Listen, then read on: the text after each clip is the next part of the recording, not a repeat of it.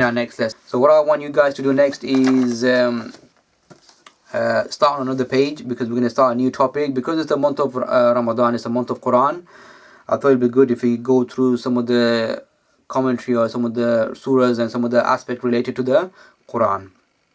So what you can do, right, put on a new page, put the today's date when you're listening to, and also put the title. You can put the title as Quran, okay? So Quran, Quran, and you could do introduction.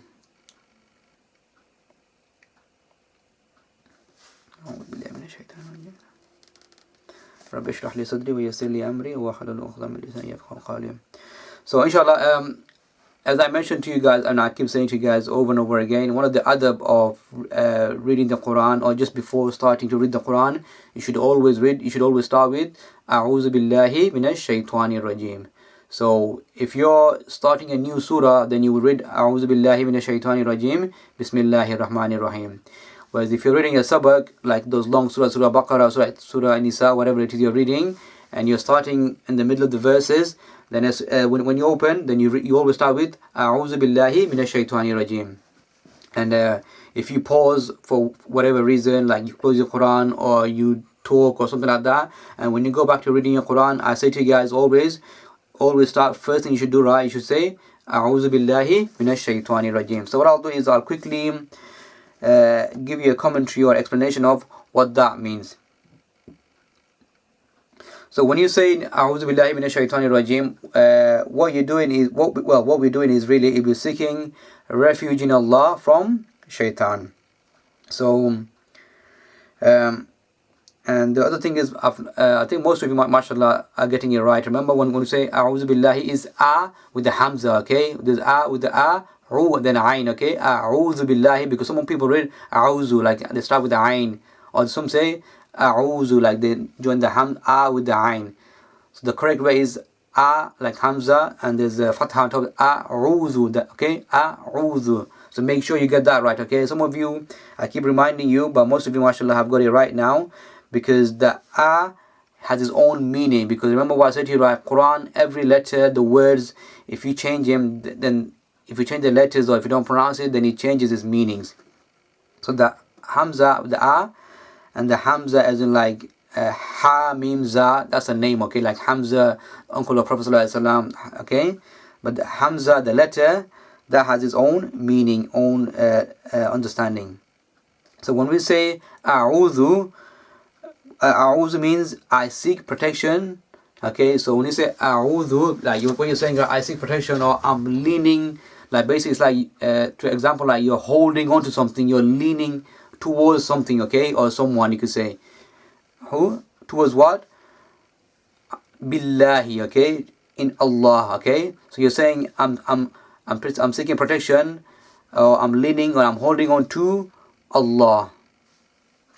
So A'udhu billahi min means from, minash shaytanir, okay? Shaitan or Satan is the name for Iblis, okay? Is the word for Iblis, okay? Shaitan or Satan, and Shaitan, it means the word, it means like somebody who's very far away from Allah, basically. And we don't want to be that. We want to be very close to Allah. We want to be very close and remembering Allah. So Shaitan is somebody who's very far from the mercy of Allah. And Shaitanir Rajim. Rajim means the one who is stoned or pelted, okay? So basically it means that Satan, who is so far away from Allah, the one who is pelted or stoned. And remember the example I gave you guys when Ibrahim ﷺ was going to go and sacrifice his son Ismail, and then Satan came to try and stop him, to try and distract him, and then Ibrahim ﷺ, he got a stone and he was throwing pebbles at him. He was pelting him with the stones. So that's what it means. So it's important that we seek refuge in Allah before we even start reading the Quran or surahs and everything. So A'udhu billahi minash shaitanir rajim.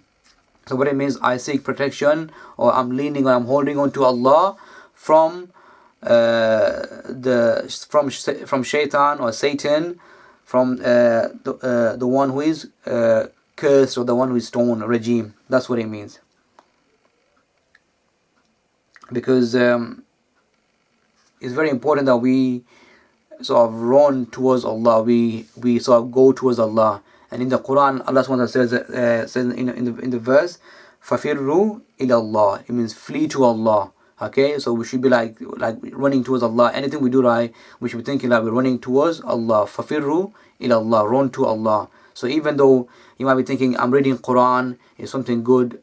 Why am I read? Why do I have to say I seek protection in Allah from shaitan? Because you're about to do something good, right? For instance, read Quran or anything.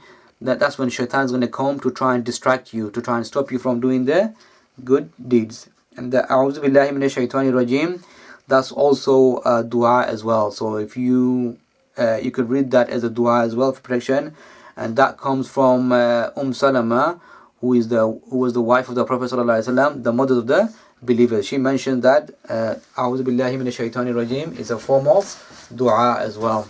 So you could read that for anything before you start as well, because what you're trying to do is, before you're doing something good, you want to make sure that you're safe from shaitan, from iblis, and then you're holding on to Allah so you can get the best benefit from it. So that is we're going to stop our lesson with Quran for today on that. I don't want to go through too much. So make sure that what I've gone through, you write it down in your notebooks and you understand. And if you have any questions, then you could ask me when we do our live Zoom in lessons, or you could put a comment on the videos and I will try and answer it next time. The last thing I want to finish before we wrap up for today's lesson is the next topic, which is I think most of your favorite lesson, I think, and so is mine as well.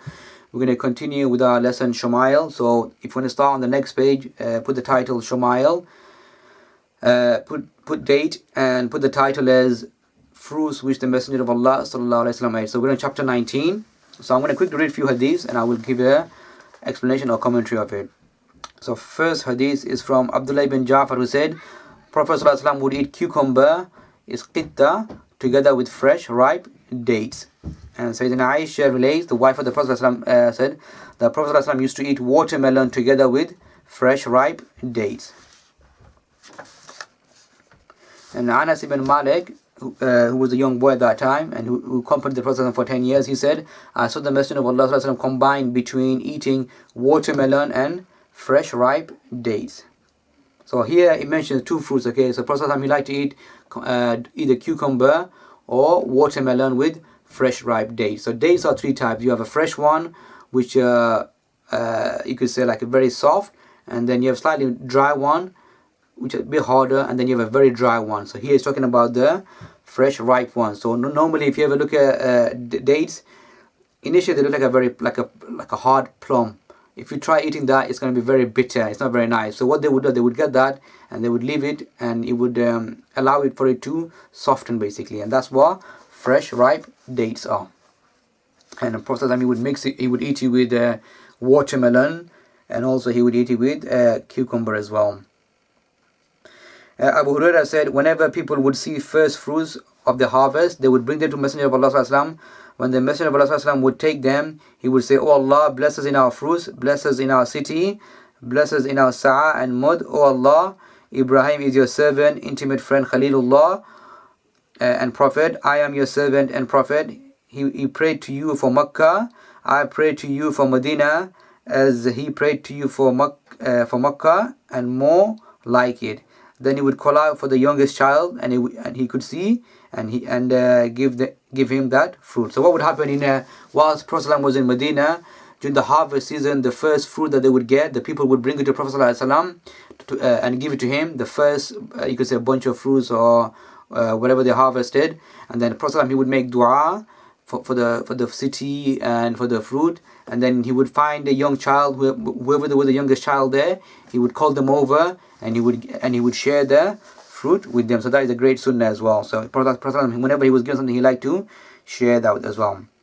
The next hadith is from Al-Rabi bin Muawid ibn Afra said, Muawid ibn Afra sent me with a plate full of ripe dates in which there were tiny cucumbers. As he sallallahu alaihi wasallam used to like cucumber, I brought them to him. He happened to have with him some jewelry that was brought to him from Bahrain. So he took a handful of it and gave it to me. So this Al-Rabi, she was a young girl. She brought a plate of grapes, which also had well, here he mentioned dates. In a different hadith is a different one actually, grapes. So anyway, in this one he mentions dates and some small cucumbers, which Prophet ﷺ liked. So she bought that and gave that to Prophet ﷺ, and in return Prophet ﷺ, he gave her some jewelry that he was given from Bahrain. So Prophet ﷺ, as I mentioned before, his sunnah was whenever he was given something, he would always return something similar or better. So in this case, he was given a plate full of fruits, but in return he gifted her with some jewelry. Okay, I'm going to stop there. So that's the end of chapter on the Shamail. So I hope everyone is keeping well. Inshallah, we'll continue with our lesson further as well. So we're going to continue with Ramadan, Quran and Shamail as well. Assalamu alaikum wa rahmatullahi wa barakatuh.